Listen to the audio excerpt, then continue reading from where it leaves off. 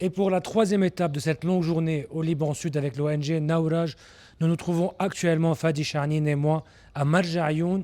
plus précisément à l'école des 5 heures, où l'ONG a également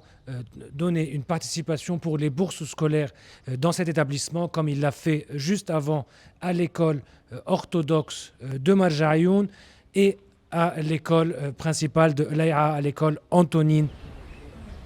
Nous avons beaucoup travaillé pour créer des jumelages entre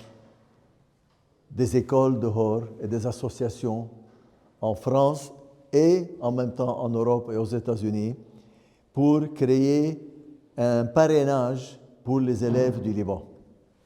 Et quand nous avons réussi à avoir des parrains à l'extérieur, nous avons donné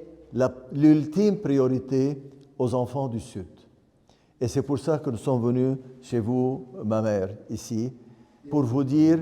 qu'il y a un effort, pas seulement au Liban, mais un effort qui vient des amis du Liban de l'extérieur. Comme il y a des gens ici qui sont en train de témoigner de leur religion, du christianisme et de Jésus-Christ, en même temps, il y a des gens dehors qui disent que vous, ce que vous êtes en train de faire ici, nous, c'est un modèle pour nous. Marja Ayoun, cette ville qui est à moitié coupée du reste du Liban parce que la route principale